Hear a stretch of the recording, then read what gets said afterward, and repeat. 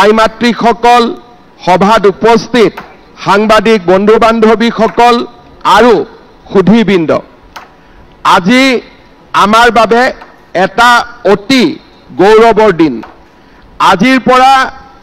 এবছৰ আগতে আমি অসমৰ আত্মসহায়ক গোটৰ সৈতে জড়িত মহিলাসকলক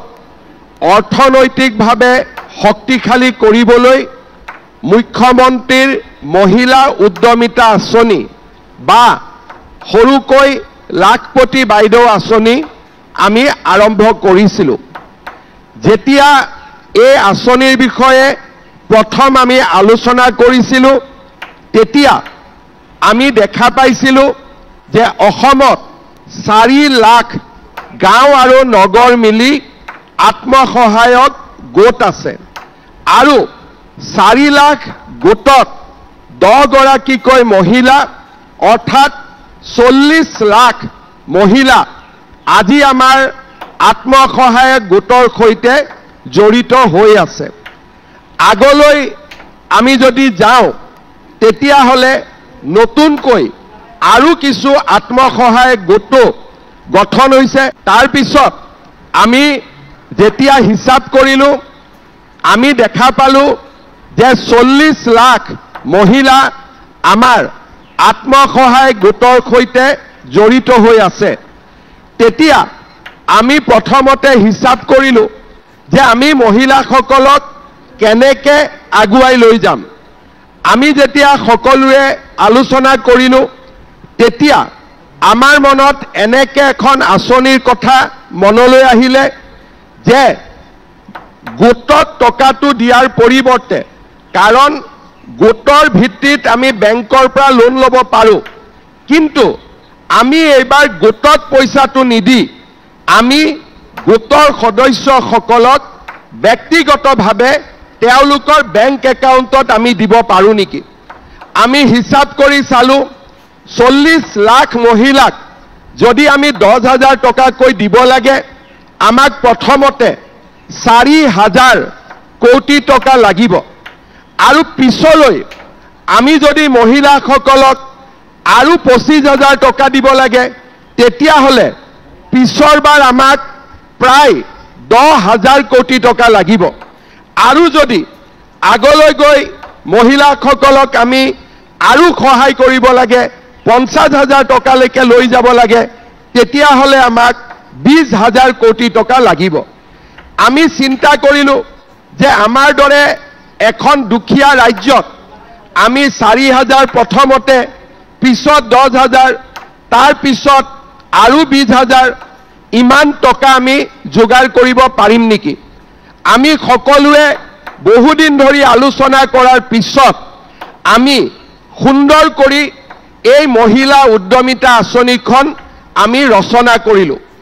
এই আঁচনিখনৰ জৰিয়তে 40 লাখ মহিলাক আমি প্ৰথম বছৰ 10,000 টকা আমি বিনামূলীয়াকৈ, বেংকৰ লগত কোনো সম্পৰ্ক নাই, আমি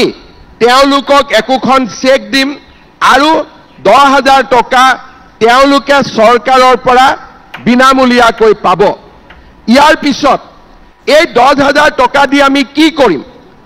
আমি এটা গোটত আছোঁ, যদি 10 গৰাকী মহিলাই নিজৰ 10,000 টকা গোটলৈকে লৈ যায়, তেতিয়াহ'লে গোটত 1 লাখ টকা হ'ব। আৰু 1 লাখ টকা ডাঙৰ টকা। যদি একেলগে আমি গোটটোক শক্তিশালী কৰোঁ, 1 লাখ টকা যদি আমি গোটটোত ব্যৱহাৰ কৰোঁ, বেংকে আমাক আৰু লোন দিব গোটটোক। কাৰণ যিকোনো গোটৰ যদি 1 লাখ টকা বেংকত দেখা পায়, তেতিয়াহ'লে সেই গ্ৰুপটোক বেংকে আৰু বেছি লোন দিব আগবাঢ়ি আহিবই, তাত কোনো সন্দেহ নাই। 1 লাখ টকালৈ গোটটোৱে আমি নিজাকৈ বিভিন্ন ব্যৱসায়ো কৰিব পাৰোঁ। আৰু যদি কোনোবা মহিলাই ভাবে যে নহয়, মই গোটটোক টকা নিদিওঁ, আমি গোটত এই টকাটো নিদিওঁ কাৰণ গোটটো আমাৰ চলিয়ে আছে, এই 10,000 টকা দি আমি নিজৰ কিবা নহয় কিবা ব্যৱসায় কৰিম। গৰু থাকিব, ছাগলী থাকিব, কিবা আমি ব্যৱসায় কৰিম, তাঁত শিল্প থাকিব। তৃতীয় মই আৰু এটা কথা কৈছো যে আমাৰ ঘৰখন স্বামী আৰু পত্নীৰ মাজত চলে আমি দুজন নহয় দুজন মিলি আমি এজন এইটোৱে আমাৰ পৰিয়ালৰ ধাৰণা হিন্দু মানুহে পৰিয়াল বুলি ক'লে এজন বুজে যদি মহিলা গৰাকীয়ে নিজৰ হাজবেণ্ড বা স্বামীৰ ব্যৱসায়টো যদি এই টকাটো খটাই ঘৰৰ উৎপাদন বাঢ়িব কোনোবাৰ হাজবেণ্ডৰ সৰু পাণ তামোলৰ দোকান এখন আছে এই 10,000 টকাটো যদি দোকানখনত পায় ঘৰৰে উপাৰ্জন বাঢ়িব এতিয়া গ্ৰুপত দিব পাৰে নিজে উপাৰ্জন কৰিব পাৰে বা আপোনালোকে ঘৰৰ ব্যৱসায় মই স্বামীৰ ব্যৱসায় বুলি কোৱা নাই ঘৰৰ ব্যৱসায়টো এই পুঁজিটো আপোনালোকে দিব পাৰে ইয়াৰ পিছত আজি কি তাৰিখ হ'ল আজি হ'ল আমাৰ 22 আগষ্ট অহা বছৰ আমাৰ অফিচাৰসকল আপোনালোকৰ ঘৰে ঘৰে যাব 40,000 পৰিয়ালৰ ঘৰে ঘৰে যাব আৰু আমি আপোনালোকক এখন কাগজ দিম যে আপোনালোকে এই টকাটো কি কামত ব্যৱহাৰ কৰিলে বোলে মই মোবাইল কিনি দিলো তেতিয়াহলে আৰু আমি গলো আৰু মোবাইলতে থাকি গলো ঠিক আছে বোলে নহয় এই টকাটো আমি ভাল কামত ব্যৱহাৰ কৰিছো ভাল কামটো কি মই জানিব নোখোজো আপোনালোকে যিটো ভাল কামত ব্যৱহাৰ কৰিব সেইটোৱে ভাল আছে তেতিয়াহলে অহাবাৰ আমি আপোনালোকক এটা বেলেগ কৰি যিসকলে 10,000 টকা ভালকৈ ব্যৱহাৰ কৰিলে তেওঁলোকক আমি 25,000 টকা কৈ দিম এতিয়া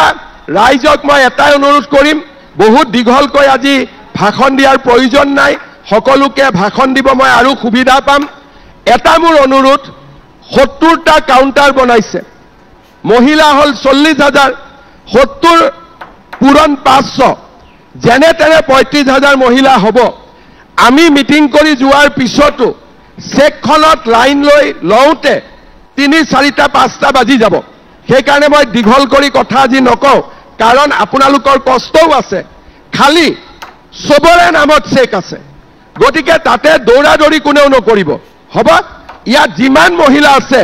কেইগৰাকীমান বাইদেৱে নাই পোৱা বুলি কৈ আছে তেওঁলোকৰো মই কথা শুনিম যিসকলে জেনুইনলি নোপোৱাকৈ আছে চৰকাৰী কামত কেতিয়াবা কাগজ পত্ৰত কোনোবা বাদ পৰি যায় তেওঁলোককো আমি চাম কোনো সমস্যা নাই কিন্তু আজি যিসকলে চিঠি পাইছে তেওঁলোকৰ নামত চেক আছে সেই কাৰণে আপোনালোকে দৌৰাদৌৰি নকৰিব সবেই যদি একেলগে ইফালে গুচি যায় তেতিয়াহলে আকৌ নতুন আৰম্ভ হ'ব যে ষ্টাম্পেড হ'ব ঠেলাঠেলি হ'ব হস্পিটাল হ'ব আকৌ এটা নতুন ভেজাল এটা আৰম্ভ হ'ব সেই কাৰণে জনগণৰ মন গোৱাৰ পিছতো ধুনীয়াকৈ আপোনালোক বহি থাকি এটা এটাকৈ গাঁও পঞ্চায়তৰ নাম লিখা আছে বা গ্ৰুপৰ নাম লিখা আছে সুন্দৰ কৰি আপোনালোকে চেকখন পাব আৰু